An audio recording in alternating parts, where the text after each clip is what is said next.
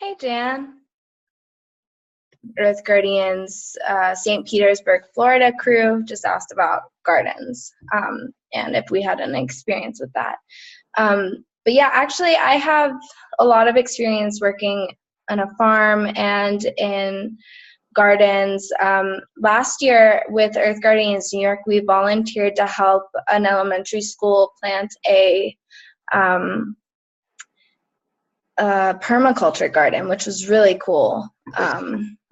And that's super easy too.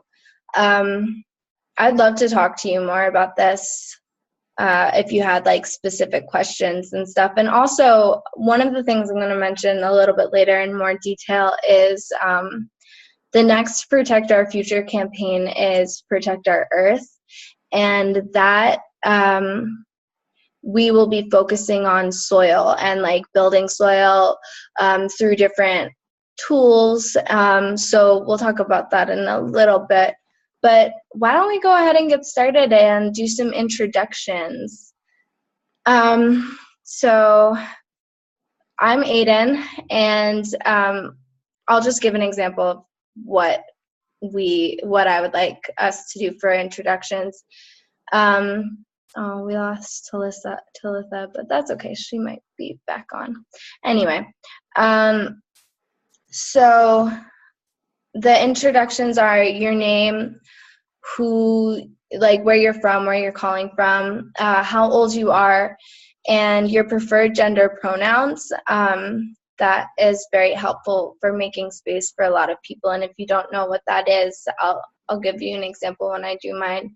And then the icebreaker is 30 seconds to a minute explaining your favorite way to take action. So I'll go first. My name is Aiden. I'm calling from Boulder, Colorado. I'm the global crew director with Earth Guardians. And I know all of you. We've all talked before, but anyway. Yeah, so my preferred gender pronouns are she, hers, her. I identify as a girl, so that's, you can say, hey, what's up, girl? Like, that's okay. And my favorite way to take action is through planting, actually, through gardens and through getting my hands dirty in the soil. And I love doing things in the community, not just marching though, but like community cleanups, things that you can actually like see the difference right after you do it. I love doing that with young kids. And yeah, planting trees is one of my favorite activities. And working with soils and other plants, because I really love botany and ecology. Those are two of my passions. So I love to be able to use them to address climate change and climate justice. So that's me. And yeah, who would like to go next? And in case you don't know, if you're not talking, it'd be good if we could all mute ourselves. And then the mute button is on the bottom left corner, in case you don't know where it is. So, all right, who would like to go next? I'll go. Go. Hello, everybody. My name is Billy Cosmacos from St. Petersburg, Florida. I am leader of Earth Guardians St. Petersburg. I'm a guy, so just call me he, him, whatever. My favorite type of action is like Aiden's. I love gardening. I like beach cleanups. I love anything outdoors. I just love to make a direct positive difference in my environment. And I love collaboration. I love taking a bunch of different groups. I love putting them together. It's like my high school. I'm a 17-year-old student, and I've been part of a couple different science clubs.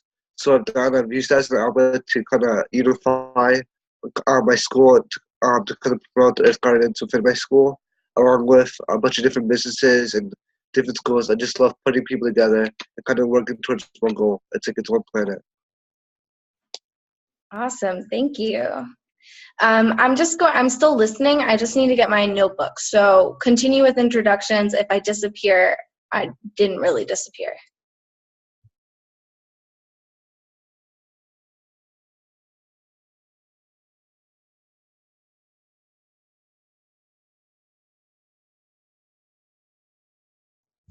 All right. Talitha, do you want to go next? I can unmute you if you're having trouble. Oh, she got it.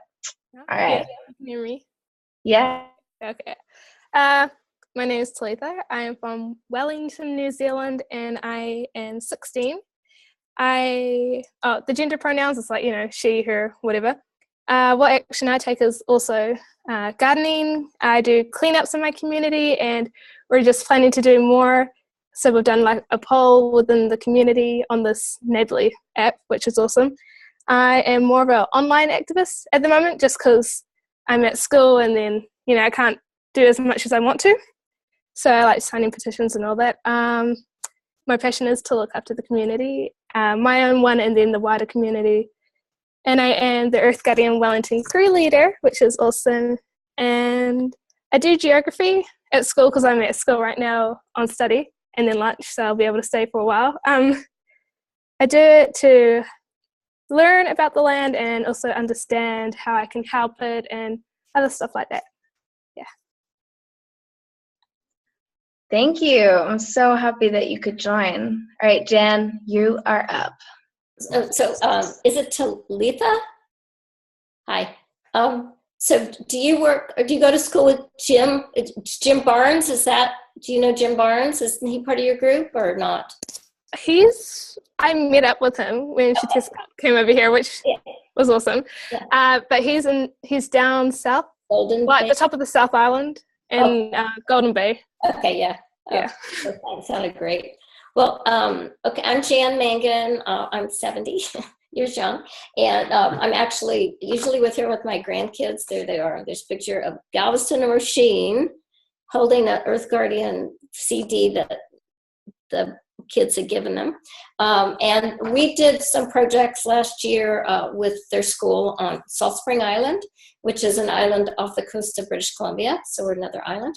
And here's just like a little picture of what the kids did. So we did our Protect the Earth last year. We'll be doing a Protect the Water, kind of not in sequence, in the spring of this year there. I'm just excited about getting the really young folks involved, like my grandkids age 6 and 8. And we just work together on this with my husband, Artie, who does a lot of work with sustainable agriculture, permaculture gardens. He does workshops. And I attribute him to being the one that located Shetascotty and Squatley and brought him to Bioneers, which is a conference that we put on in Marin County every October. So I'm grateful to my husband for finding them. And he works with youth as well. So we all get together with the kids in Roisin and Galveston School and put on these, the Earth Guardian projects. So we're Earth Guardian Salt Spring Island. That just, in my many years being an activist, I was an activist when I was in junior high and, different social issues, sort of ahead of my time back there in Texas. Anyway, I love being an Earth Guardian and I love doing it with the kids. And I'm sorry they're not here, but they're in Canada and I'm in Santa Cruz, California right now. So that's about it on me. You guys take the show. Thank you. Thanks, Jan. And I'm a she. Yes. She. Okay. I'm a yaya. Okay. Hey, Eric. So we are just doing some introductions right now. We've all gone, so you can just hop in here. Basically, it's your name, where you're calling from, how old you are, your preferred gender pronouns, and your favorite way to take action. Hi, I'm Eric. I'm calling from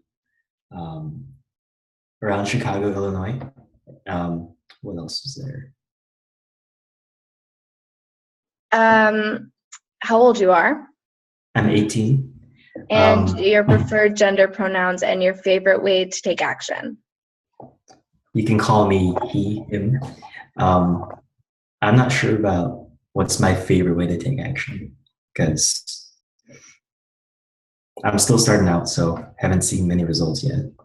Mm-hmm. Yeah. Mm-hmm. Well, you could tell us what you're passionate about. Climate change, agriculture. I like to garden also. Music. Yeah. Cool, thanks. I'm so happy you all could join today. This morning, actually, I scheduled a call, but nobody came on. So I'm thinking I might need to rework that time. But anyway, great, cool. So the next thing on our agenda is I wanted to kind of hold space for us to all kind of give updates, not too long, just 2 to 3 minutes each if you feel called to share something. But I would love to hear updates from around the world. Just, what have you been researching lately, or what is happening in your community that you'd like to have the Earth Guardian support on, or maybe you're part of a crew and you want to share with us a little more in detail about what you're working on in your community. Pretty much whatever you're called to share, but I'll go first because I have some updates for you all. So Protect Our Future, as most of you know, or probably all of you, is a campaign that runs all year long, and it basically gives Earth Guardians the connectivity that we need to feel like we're all working together on the same things while we're all across the world. So we have these broad themes like protecting our earth, protecting our air, protecting our water, and protecting our climate. And while those are so broad, they're universal themes. So everybody's gonna have experience with something around water, depending on where they are.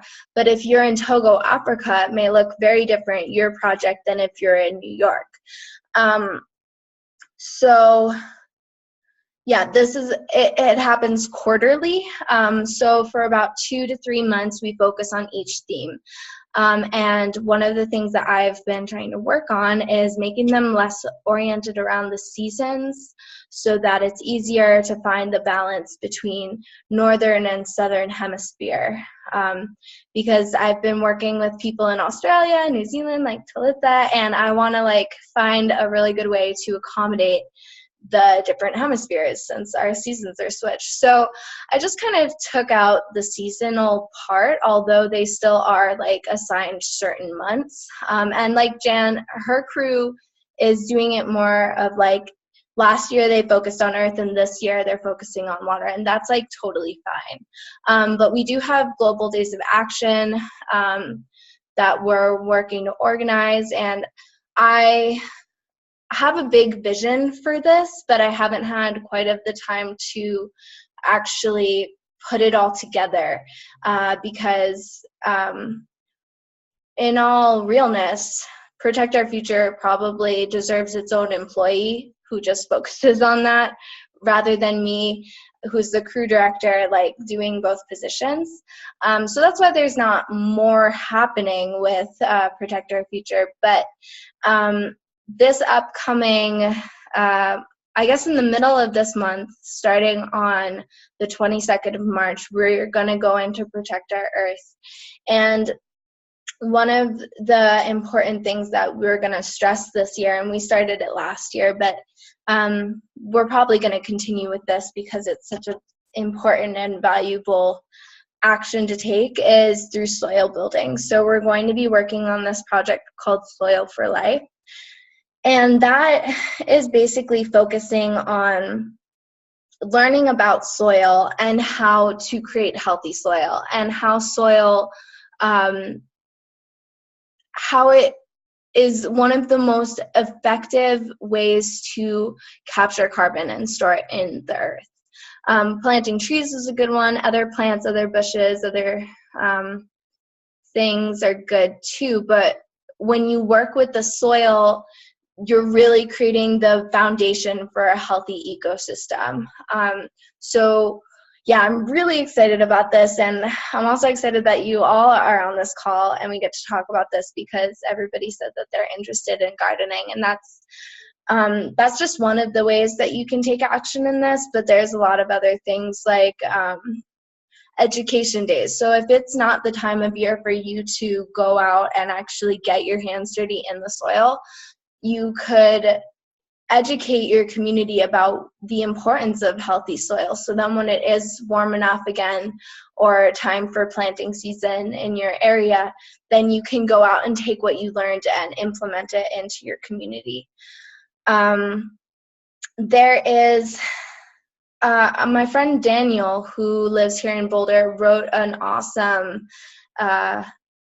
outline for this project for Soil for Life. And I don't have it on me right now, but if I do a follow-up email, I will send that to you all. And it's just a really inspiring project that I think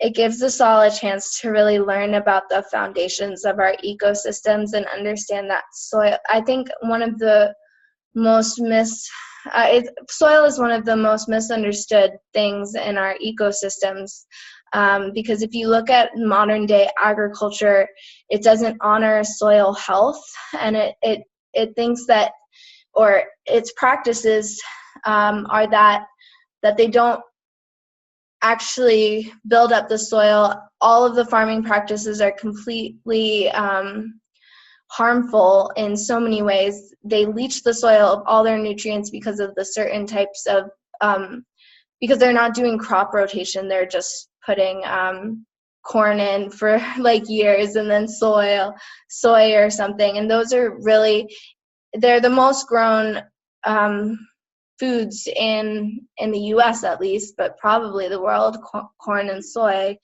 and they don't replenish the soil. So when you're only growing those things, then you need to have things like artificial fertilizers and put in things like nitrogen, but then those don't actually penetrate the soil and they just run off into the streams. Then you end up with dead zones in certain areas of water. So that's why we think that it's incredibly important and super timely to educate all of our communities about why building up soil and understanding soil health is super important. So I haven't actually planned any official days of action yet for the global community, but I do know that on Earth Day, there's the Science March that's in DC, and that might be a good opportunity for other people who aren't in the US to do like solidarity type actions, or like definitely I would love to do something, have all the Earth Guardian crews do something on Earth Day, or even if you're just an individual Earth Guardian, taking action on that day as well. And then on the 29th, there is the People's Climate March, also in DC. But I believe that they're working to organize sister marches all over the country, if not the world. But I'll have to double check on that. Yeah, and then I would love to do a global planting day. That's kind of hard to coordinate as far as seasons go with different hemispheres, but I think it would be really cool at least to, what I did last year was a pledge to plant. So even if it's not your season for planting, you can still pledge to plant so that when your crew or your community is ready to actually get those trees or whatever you're planting into the ground, then you can do that then, and just keep me updated on when it is. Yeah, so that's pretty much what I have, and I'm open to taking any questions about that. And also, if you want to, okay, Billy, go ahead. Yeah, so I took an events placement environmental science class, right? And if you plant legumes, which are basically beans, like they put nitrates back in the soil, and they're like a natural way to help, improve the soil. Like just historically speaking, in the U.S., right? George Washington Carver was a revolutionary because he planted peanuts, which improved the awful soil in the South, which because the cotton basically like destroyed it because it took all the nutrients. So like even in winter, right? Like for Talithia, it's like if she would put beans which grow in the winter, that can improve the soil. So that way in the spring, the soil will be ready for the new harvest or the new like types of plants. Also, it's like first card to Petersburg. I created little postcards like this with my logo Oh, on it. nice. Yeah, I have like 200 of those, and what I'm gonna do, I have boxes that like it's a box like it falls into a box. So what I'm gonna do is that I will basically take these to kind of like make my own donation boxes to kind of support me financially. And it's like Nice. I just think like if you just do little stuff like that, it's really gonna help. Like I was kind of looking into like bracelets or kind of T-shirts to kind of like spread what the Earth Guardians is because a lot of people don't know about it. And I feel like that's a good way not only to fund our endeavors because stuff isn't cheap, but also to kind of spread the word around. Like I've already talked to a couple of local businesses in my area that are more than happy to kind of have my donation boxes. So I Nice. feel, so I feel like if we all can just do little stuff like that, it's gonna really help. Like if you go on Totally. Instagram, like you can get a bunch of bracelets. You can get a bunch of bracelets or mugs or posters, whatever, printed for fairly cheap. So it's like I think like if each one of us have a bracelet, like to wear as solidarity, I think that'd be cool. Mm-hmm. Not to mention like my group, right? It's like we raised over $200 for the Code Access Pipeline Legal Defense Fund. Nice. That's my first project, so not a huge amount. Like That's so great, though. That's yeah, like amazing. so it's like little stuff like that. But it's like our new project, we want to promote bee growth, which helps the soil too because you have to Mm-hmm. plant, it's plants. So I figured it's like well, there's certain plants that if you plant promote bee growth, like for example sunflowers or sage or cilantro, Mm-hmm. right?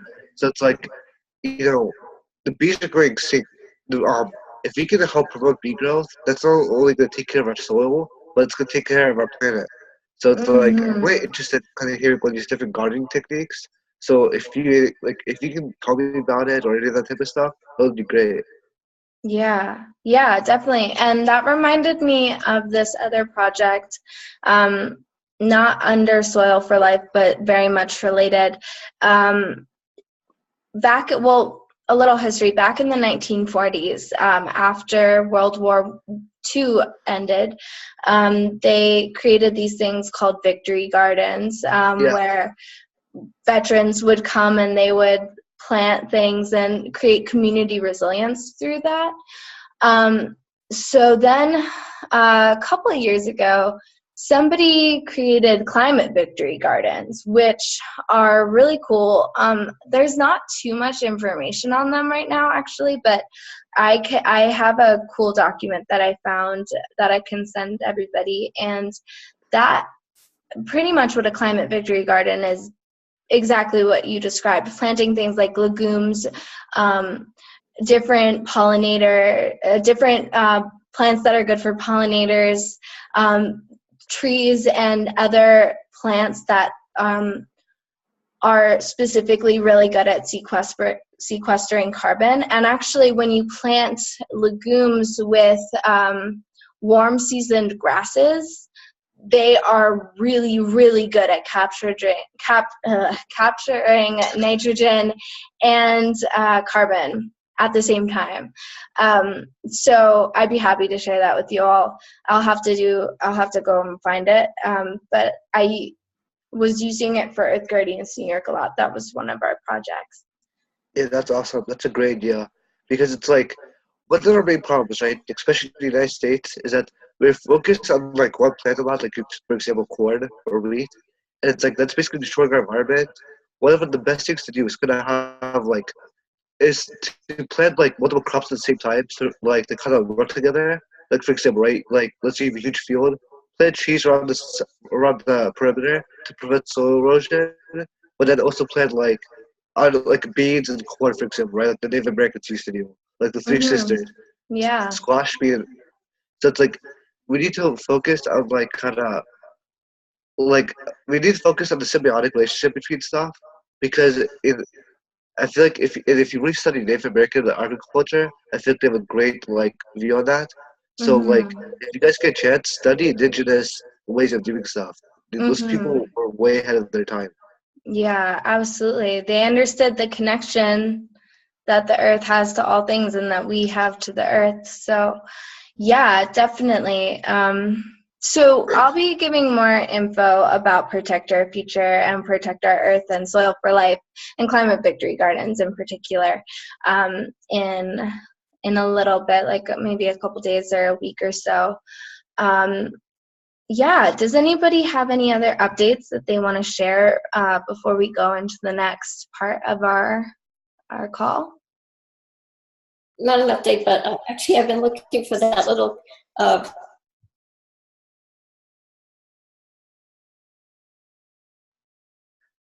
I think we kind of, is anyone else hearing her right now? Okay. Jan, I think that you have frozen. So whenever you're not frozen, we'll come back to that. Sorry. Calithia, is it winter over there in New Zealand right now?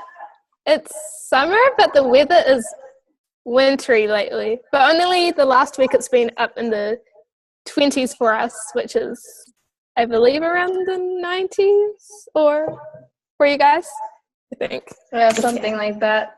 Yeah. It's so silly how we're not all on the same temperature scale. Every time it's like the US is so behind the rest of the world. We're just like, oh, okay, I have to do a mental conversion now. Anyway. So you lost me, right? Am I back? Can you hear me? Yes, you're back. Thank you. Glad. So anyway, it's a really cool book. It's called The Power of Pulses, and it's exactly what you're talking about. And it's Dan Jason is like the king of seeds in British Columbia, and very good friends with Michael Eagleman, Aaron's dad, and so on. And it's a lovely book, and it actually is about pulses saving the world and how you can survive on pulses.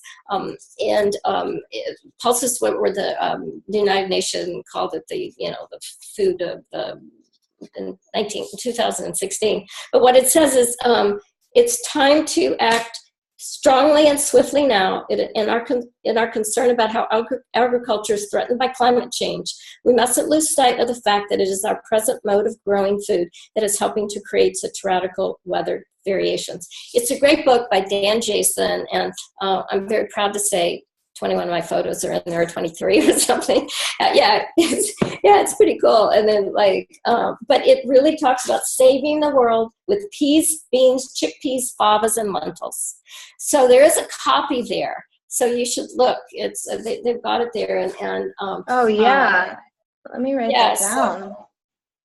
So they have it. Tamara, they have it there, and then there's one of the pictures that's Rasheen there with her little bean and Dan Jason. So yeah, so it's really you were talking about it, and there it is in this great book. So what's it called again? The Power of Pulses? It's called The Power of Pulses. I gave a copy to Tamara and the family, so they should have it. Awesome. So, cool. I'll check it out. Yeah, it should be in the office. Includes 50 vegetarian recipes, and it's wonderful stories and wonderful recipes too. A lot of them are vegan, so I've awesome. Very nice photographs, not just mine. A lot of so anyway. Cool. Thanks. I had it out to show it to you. I mentioned pulses, so okay, go for it. That's great. Yeah, and since I am pretty much coordinating Protect Our Future on my own right now, I would love feedback from crews. I think since these projects are for you all, that your feedback is the most important. So if you ever are just oh my gosh, it would be so cool if the Earth Guardian community did this, and then you send me an email about it, I'll do my best to incorporate that. Yeah. Cool. Does anyone else have any more updates or things that they would like to share? Go for it, Talitha. Thank you.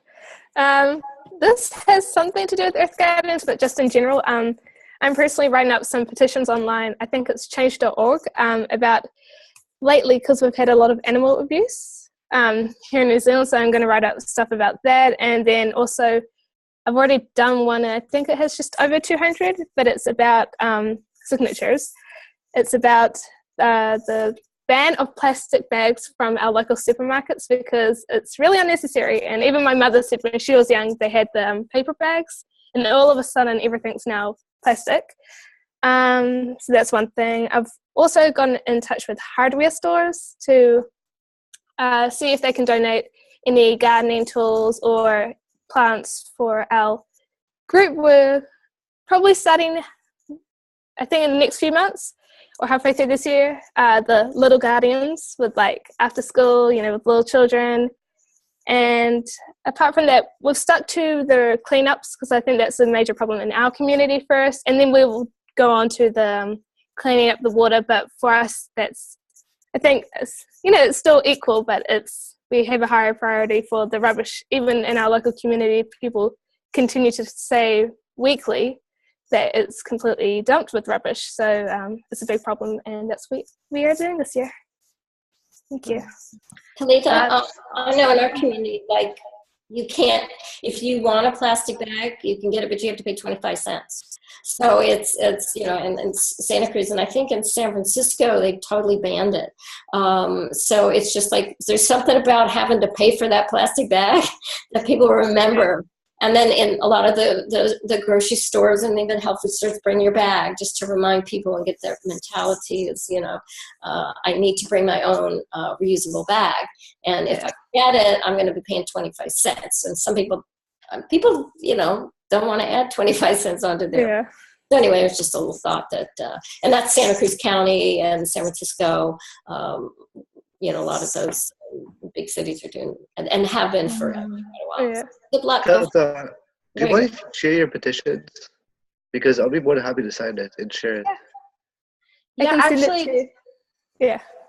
Talitha, there is a chat here. Here? Yep. Yeah, on the side. If you click on chat, you could add your petitions into the chat. And then, yeah. I've shared the plastic bag one on the Earth Guardians page, but I'd definitely be happy to share it again, and the new one that you create as well. And also, by the way, I'm so excited to hear that you're putting together stuff for younger kids in your community. That's so exciting. That's one of my passions specifically, is working with little kids. And one of the things that we're not really talking about too much on this call, but that I'm working on right now, and I've mentioned on other calls before, is this new partnership with they call themselves Balance Edutainment. So it's like entertainment and education combined.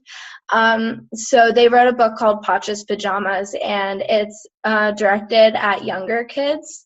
And basically it's a story about a girl who's probably about 8 or 9, and she starts to realize all of these, she has asthma, I think. So then she starts to realize that there's an air pollution problem in her community. And then she takes that further and starts to see that we're living in a global crisis. So she is really scared and doesn't know what to do about it. And then she is gifted these magical pajamas that when she puts them on and goes to bed, she's transported to this dream world where all of the animals are having a gathering to talk about how they're going to address these global issues that we're facing. And so she gets to be a part of this conversation that all the animals are having. And by the end of it, a lot of it is about biomimicry,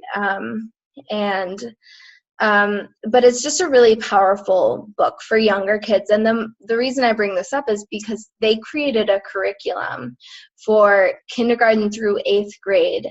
And it actually is, it fits under the Common Core, which I don't think is relevant for New Zealand, although I'm not sure.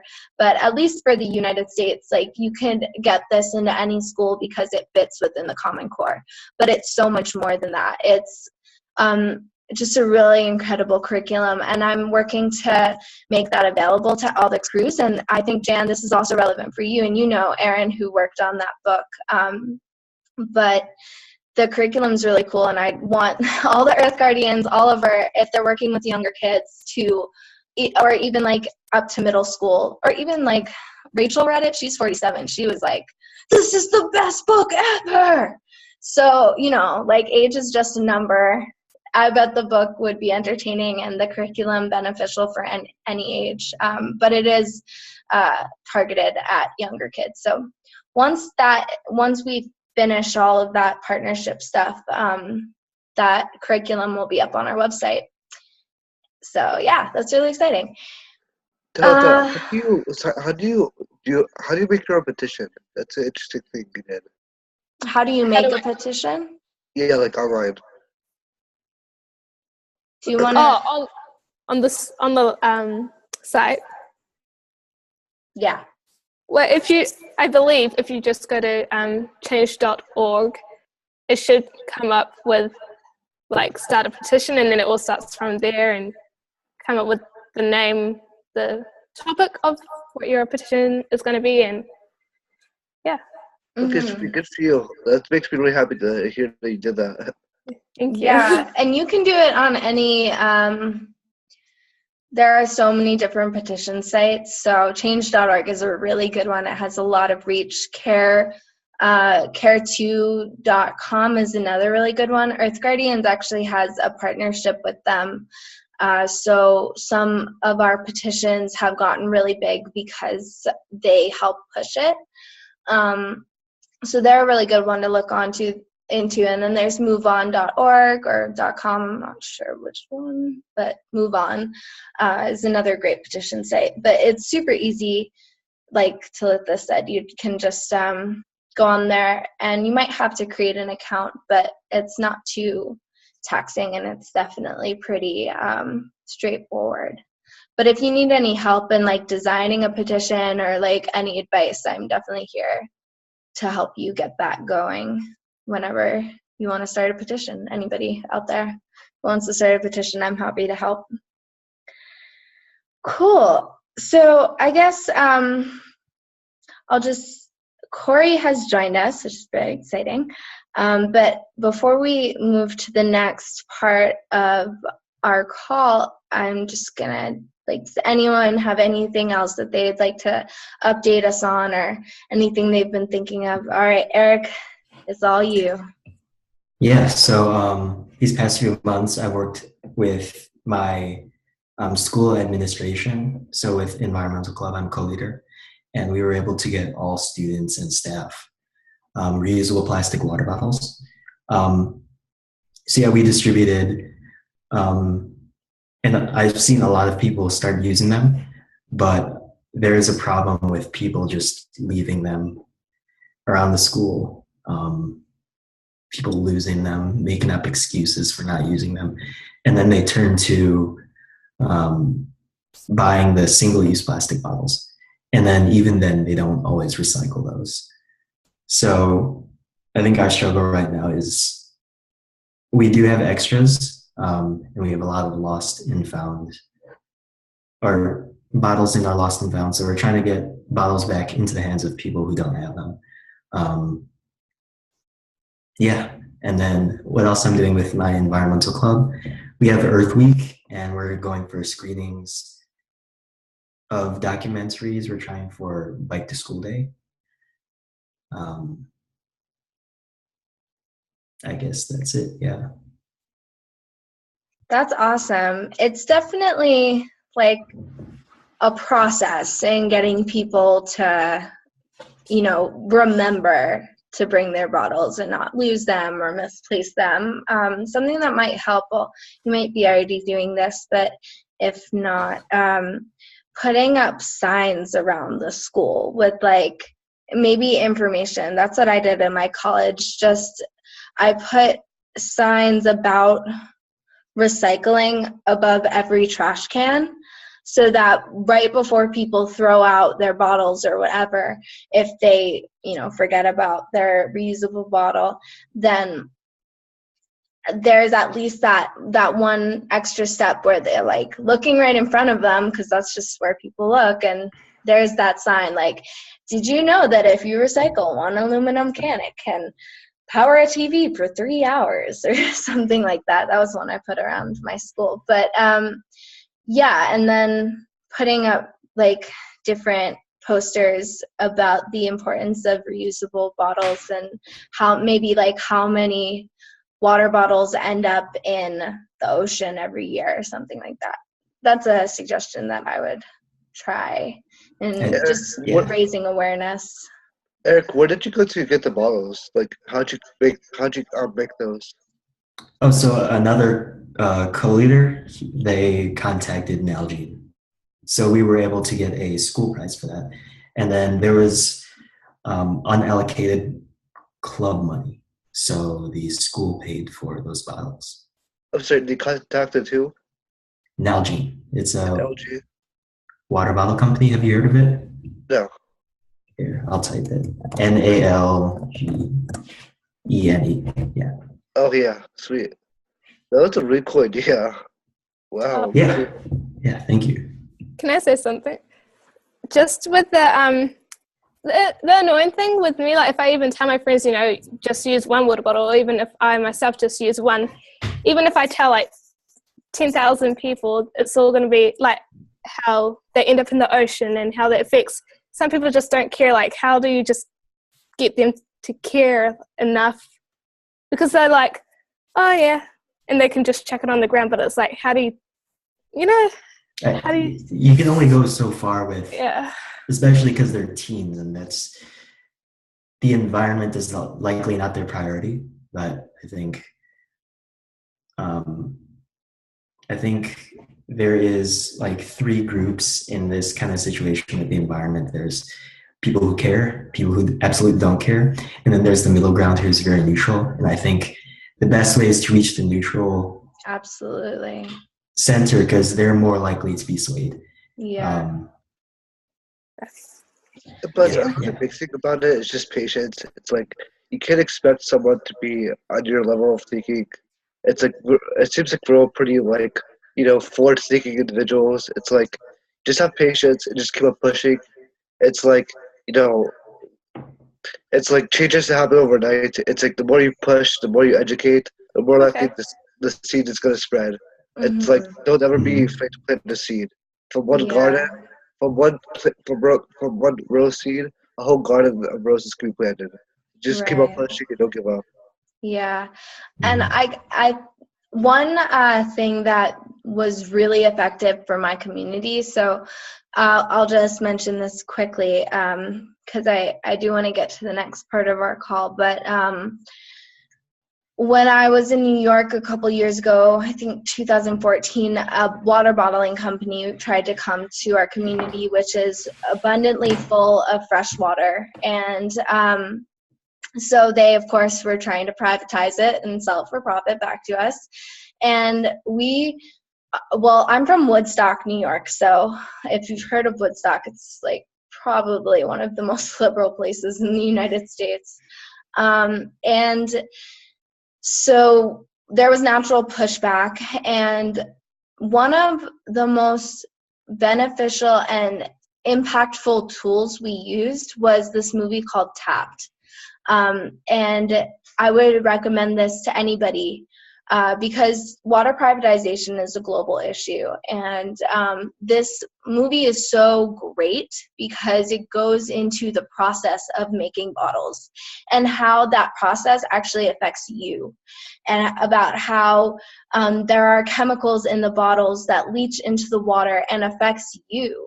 And I think that when you're talking to people who may be neutral or not really like caring about the environment, that's going to be one of the best ways to reach them, is actually showing them how it affects them specifically, and not because, I mean, for us, and well, me in particular, like when I first became an activist, I was like, but the forests in Malaysia are being cut down, and that couldn't be farther away from my community, but I cared because I love forests in general. But like, you know, for other people, it's like, well, climate change isn't real because I don't see it.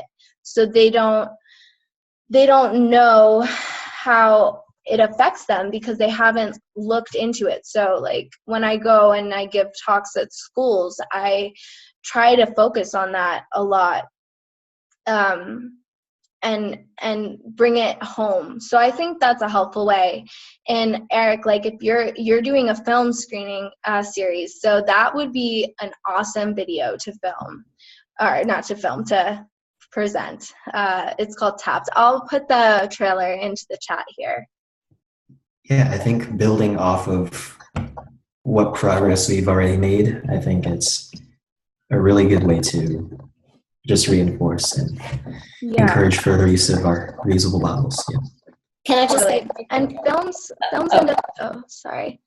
I didn't hear you, Jan. It was kind of cutting out. Go ahead. just really quick, as the thing that came back to me, well, two things, is the youth.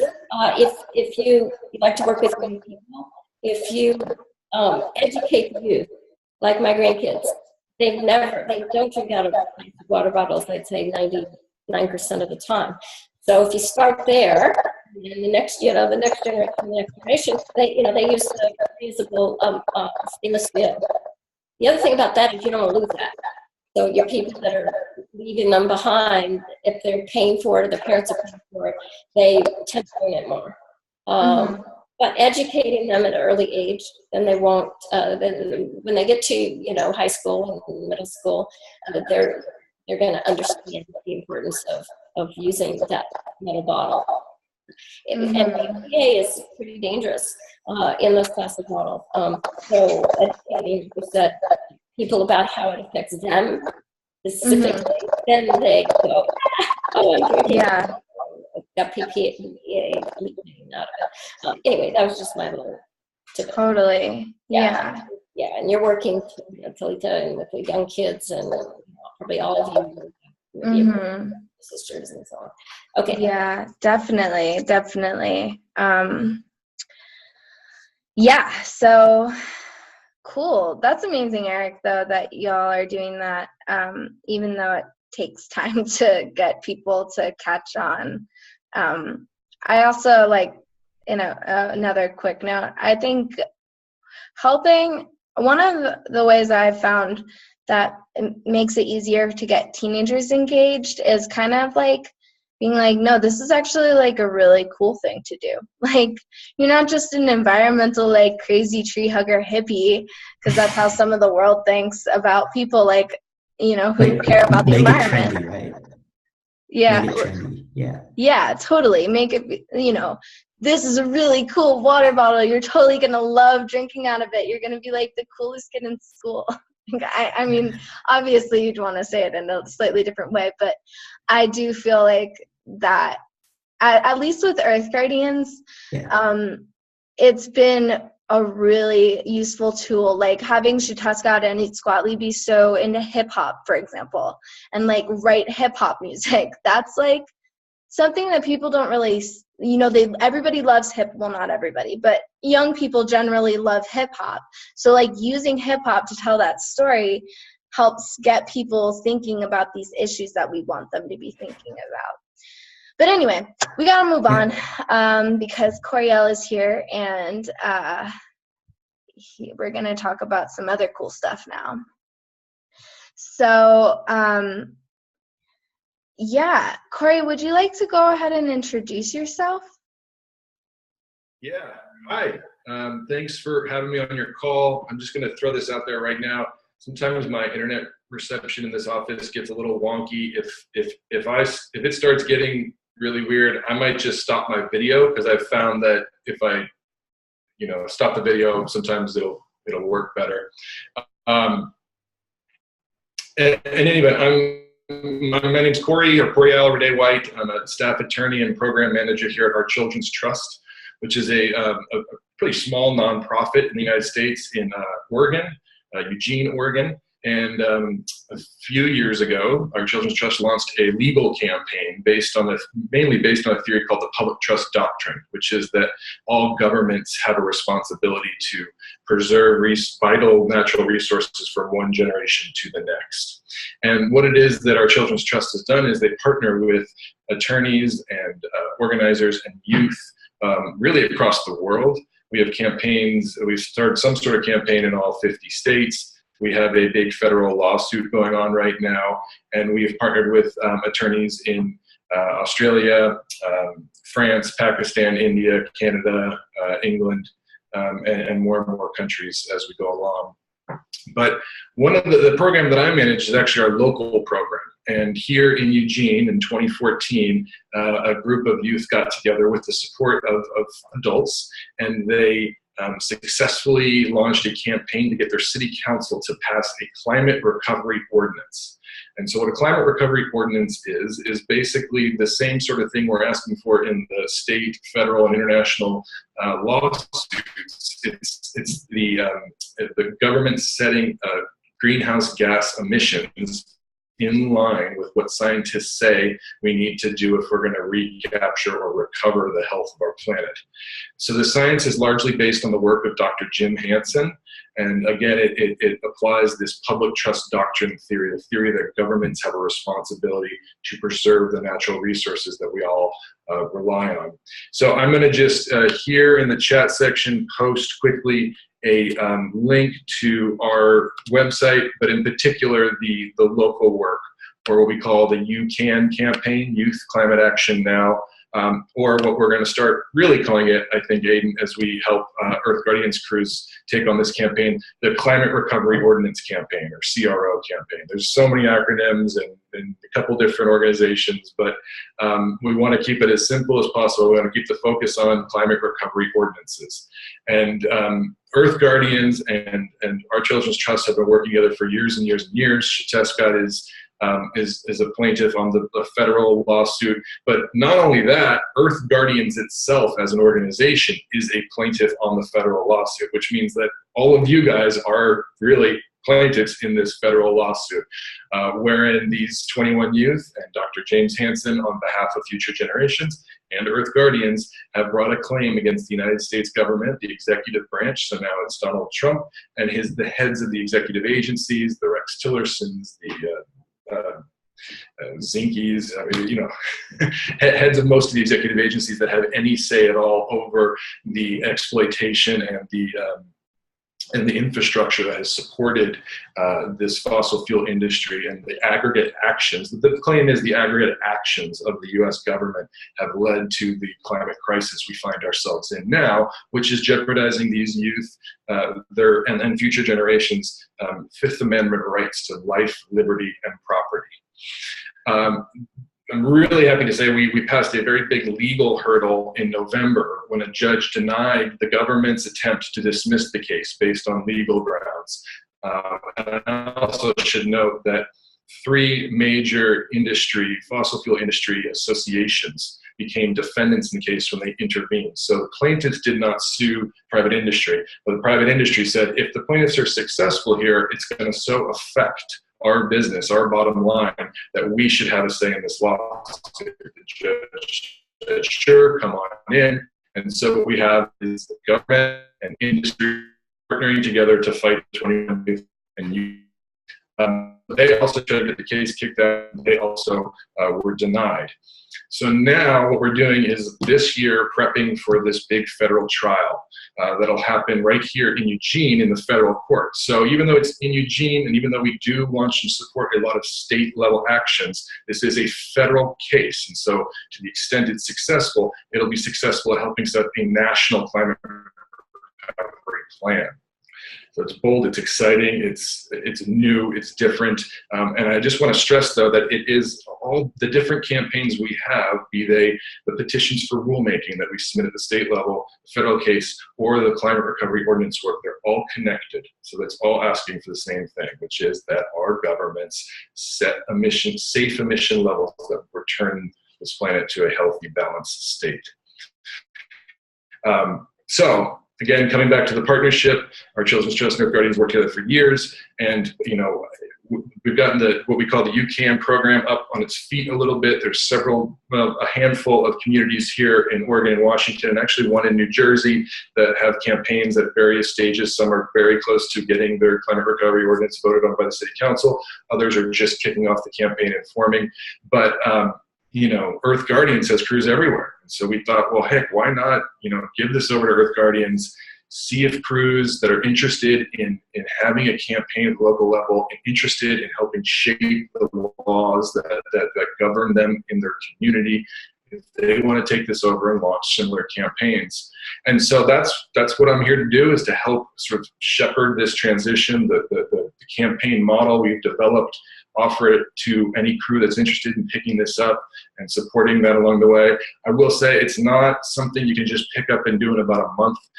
It'll take a good at least 6 months to a year from start to finish. And then even then, I still am going to the Eugene City Councils every 2 to 4 weeks and testifying and going to work sessions and making sure that when they're passing the transportation system plan, that when they're doing that, they're considering the emissions and making sure it matches up with the CRO. So it's a long-term thing, but it is one of those things that once you launch it, you get it going, you can get community partnership pretty easily. People like feeling like they have control over their politics and their laws. I know this is an international organization, international call, but I can tell you right now in the United States, people are not at all thinking that the federal government is going to be looking out for our interests right now, especially not when it comes to climate change. So it needs to start at the ground and then work its way up. I want you guys to take a look at that link, check it out. You'll see on there, we put together a manual, kind of like a how-to manual that lays out a lot of the different steps. There's a free PDF version of this that you can download from that site. And it's got some, good resources. It's pretty basic. It's only about, 10 pages of describing some of the science and the legal theory. But then it's got an appendix there that has a lot of basically sample forms that crews or other campaigns can pick up if they want to, try and launch this. Every community is going to look a little bit different just by nature of the community and by nature of how their city government is structured. We basically have just two theories, two principles that we want to guide every campaign and to stay central in every campaign, and that is the campaigns are youth-led. The campaigns do need adult support, they do, but this is a youth-led campaign. It involves a lot of testifying at city council, writing to your op-ed articles, painting murals, playing music, all sorts of things that the community already has. It's bringing that energy together. But this is for the youth. It's not for adults to do for political purposes or to make themselves feel better or anything like that. And the second is that it's science-based. So what we're looking for is legally binding science-based regulations, not just a resolution a resolution saying we're going to try and lower our carbon footprint that a city passes. That does no good. They've been doing that for over a decade now, and it has not gotten us anywhere. So what we're looking for is legally binding, that's an ordinance, and science-based, that's actual targets that are in line with what we know we need to do to get this planet back to 350 parts per million CO2 levels by the end of the century. That's what we support. And so any campaign that's willing to abide by those two principles, OCT, Earth Guardians, wants to support them. So I'll stop there, take questions if you guys have them. Yeah, and one of the things that I love to think about with this campaign and just like the historical ways things have happened, particularly in the United States around court cases in particular, is like, for example, with abortion, states took the lead on abortion first. So states like California and New York legalized it before the federal government did. And so when Roe v. Wade came to the Supreme Court, it was easier for the Supreme Court to actually make that decision to say, actually, this is a constitutional right. Like, we should allow women to have say over their own bodies. And that's what I kind of think is important with these CROs, is showing that like local communities are taking these steps already and laying the groundwork. So by the time the federal court case actually goes to trial, I think that with more CROs in the country and in the world, I don't know how likely it is for us right now to incorporate this internationally. I know we're trying to figure that out, but at least for national, I think that will make a huge difference in the success of the federal case and maybe state cases too, because there are several state cases as well. But Coreal, I wanted to ask what you consider youth, just for everybody on the call, like at our Children's Trust, what is the cutoff for that? Because I'm 23 and I'm still like 5 sometimes, so I don't know, like in Earth Guardians, we had it at 22, but then we bumped it up to 25, so yeah. I don't know. He might have frozen, like he said like that might happen. So, yeah, we'll see if he comes back. He might try to join again. But yeah, so does anyone have any, because I've been working with Coreal on this and cultivating this partnership. Oh, he's back. Cool. I have a couple of questions, Corey. Yeah. I'm on the student committee for the city of Gulfport, which is basically a city, like, it's right next to St. Petersburg. So I'm wondering what type of steps I can do to kind of promote this goal that you're trying to do. Like, what can I do as an individual to kind of help promote, like, this court action that you're doing? Yeah, I'm sorry, Billy. You cut out there. My connection's pretty poor, and you cut out there, and I really kind of missed the bulk of your question. Do you mind just repeating it for me? Yeah, I'm wondering what I can do. I'm on the student committee for the city of Gulfport, which is a city in my local area. So I'm wondering what I can do as an individual and what I can push for kind of like what I can push for the city of Gulfport to do, like, legislation-wise. Like, what can I do as an individual to help support this court case that you're doing?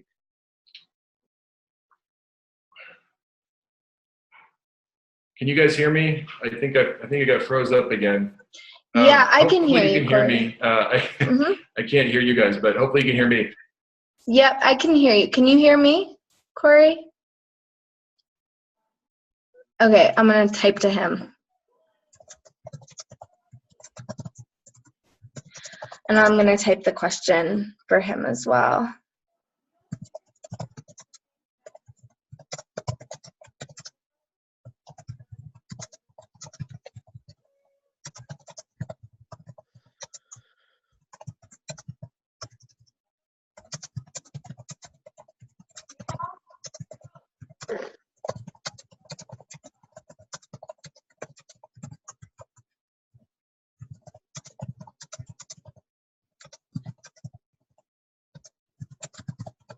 And Billy, go ahead and add to that question if I missed anything. I'm so sorry. Guys. This connection's really not working. Billy, I was just saying one thing you can do. Oh, bummer. He's still See happening with the client.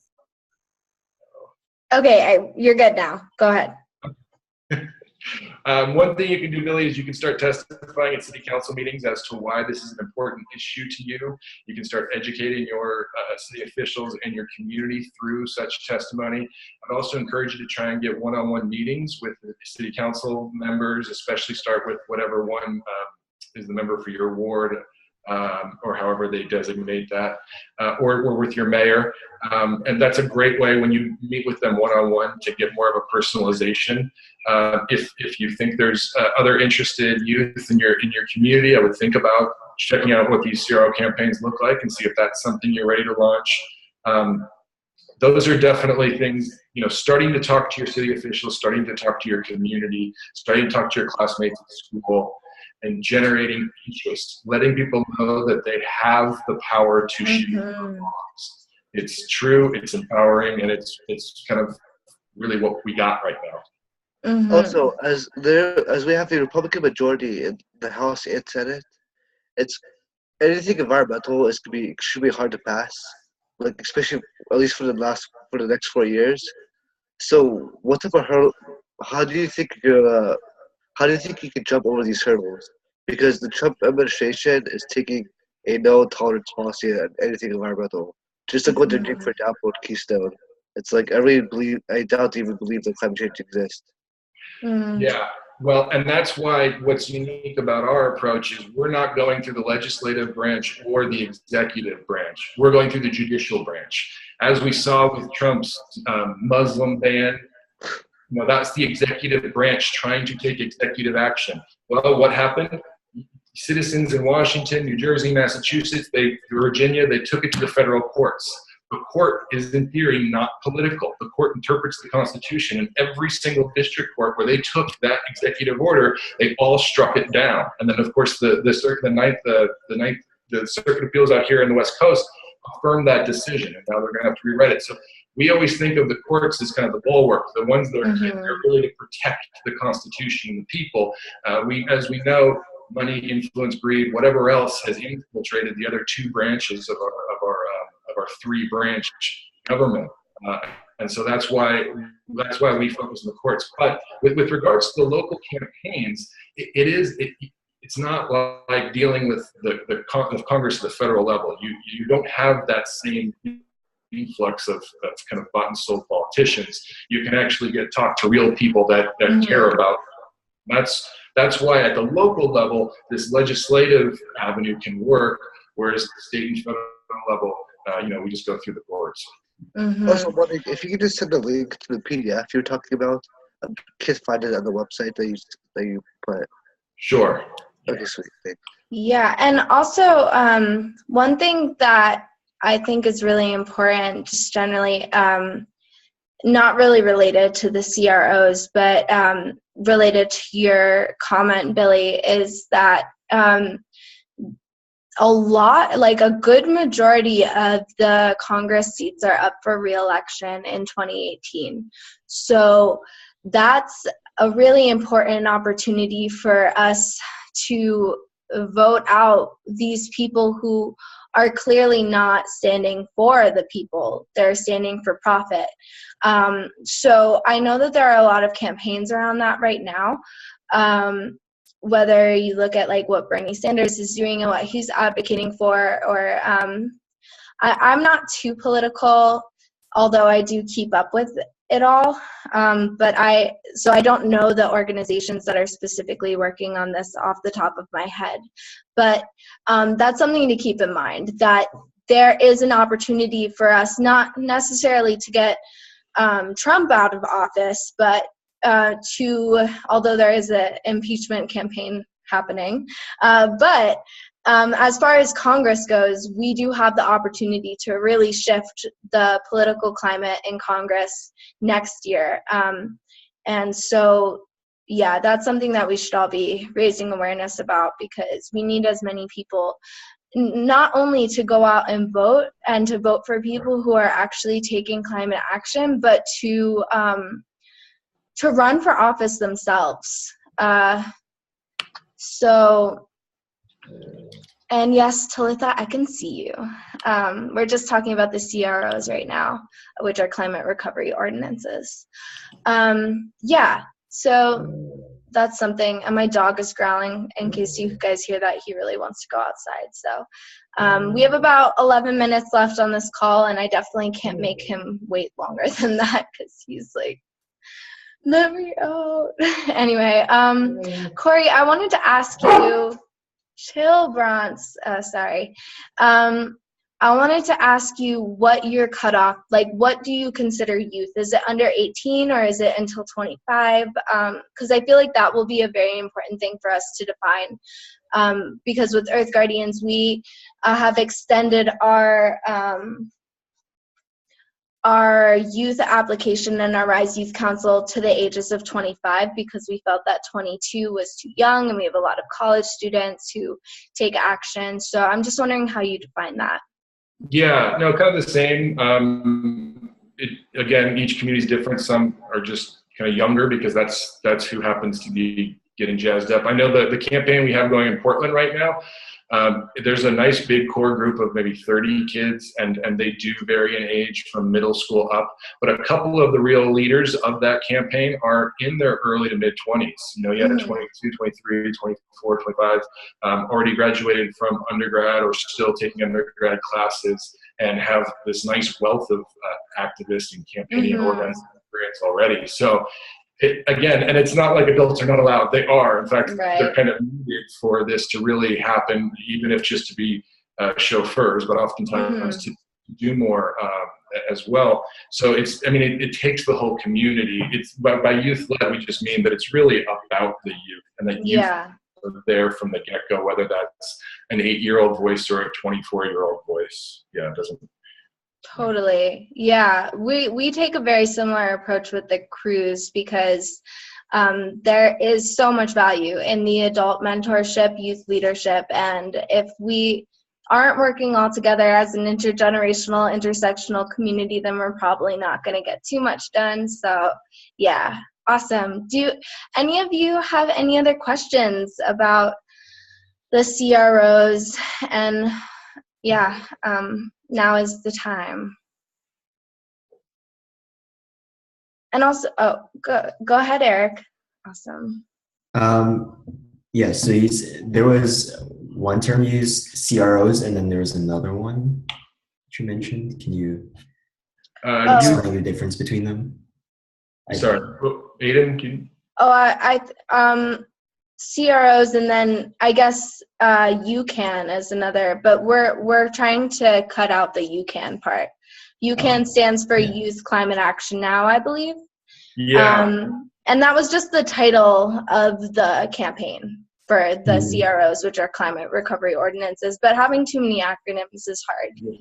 So when it was OCT kind of supporting it and helping support other cities here in the Northwest that wanted to roll out similar campaigns, we just called the campaign the Youth Climate Action Now, or UCAN campaign. Although we let every campaign sort of pick their own, and some changed it a little bit, But you guys are already crews. You already have names to your kind of broader campaign. So there's no need for, it's almost a shame because I know it's like on the title here, but there's no need to really call it a UCAN campaign. It's a CRO campaign that an Earth Guardians crew can take on. And I know it's a lot of two different organizations with different acronyms, but the most important one is CRO, Climate Recovery Ordinance, and that's where we want to keep the focus. Yeah, just a little side note, Aiden, on the intergenerational piece. Some of our biggest supporters here in Eugene that show up to the city councils all the time, that show up to our federal case all the time, any hearing we have, or our state level work here in Oregon, are a group called the Raging Grannies. And they're actually a national organization, and they're amazing. And they've written original songs about the Climate Recovery Ordinance, about our children's trust lawsuits, even songs that at the national convention up in Seattle this summer, the Raging Grannies National adopted some of those songs. So, it's great to see a 5-year-old and an 85-year-old, together fighting for the same thing. Yeah, we've gotten a lot of great support from our local 350 chapter as well, and so it's been great. There's nothing more inspiring or riveting than seeing a young youth step up and grab a podium and start talking and talk about what they want the future to look like for them, because you guys have a lot more time on this earth than us older folks. So it's about what you want, and you have to shape it. You have to fight for it.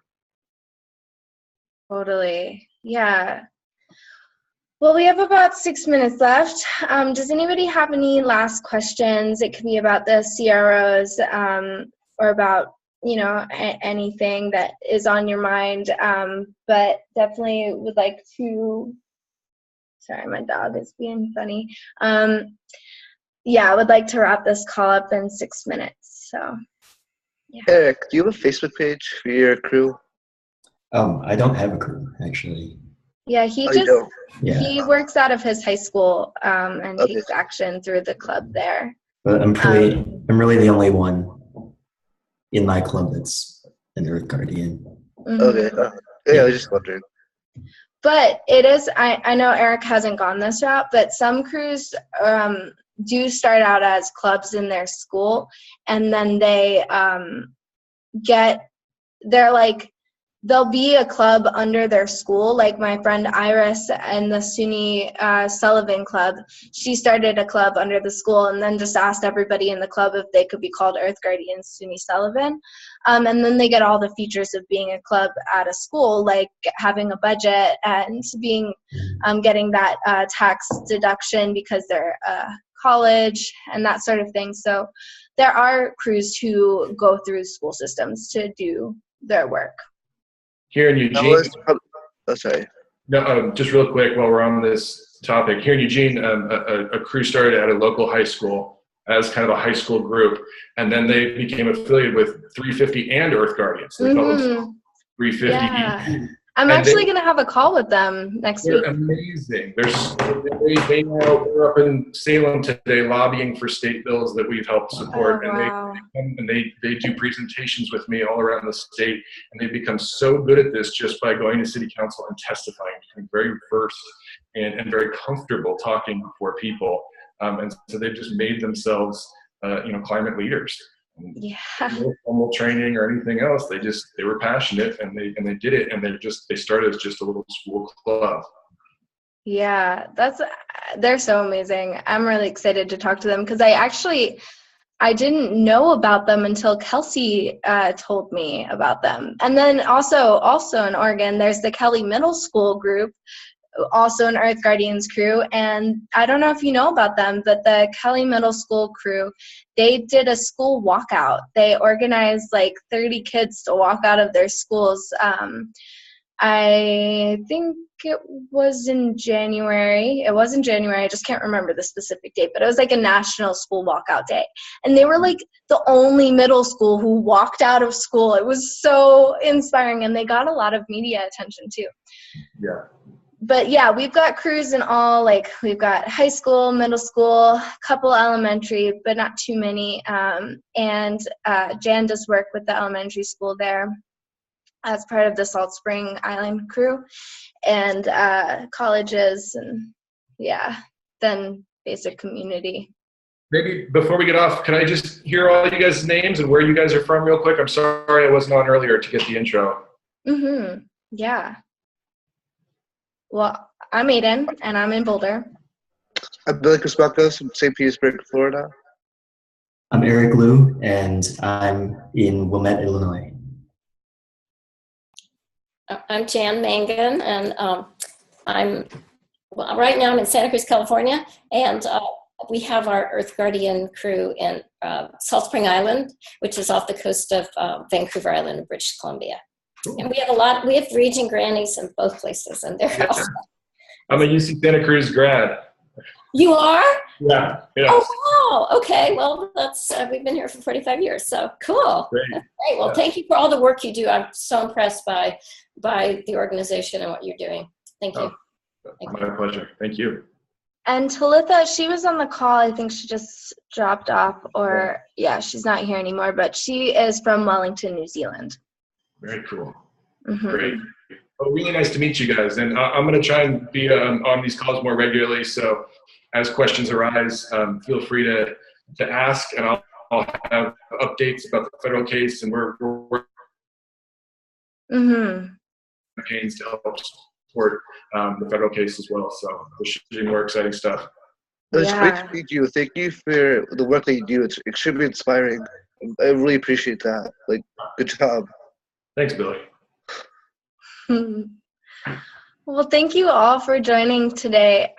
This is a really great call. I think we covered so much, and every time I do one of these calls, I'm like pretty much re-inspired to do my job, even though I'm inspired like every day. These calls are particularly powerful, I think, when we all have the opportunity to connect and talk about these different topics. I hope you all have a great afternoon, evening, morning, depending on where you are. And our next call should be in April. So stay tuned. Thank you, Aiden, for all you do. Thank you. Bye, guys. Thank you. Thank you all. Have a great day. Thank you. Bye.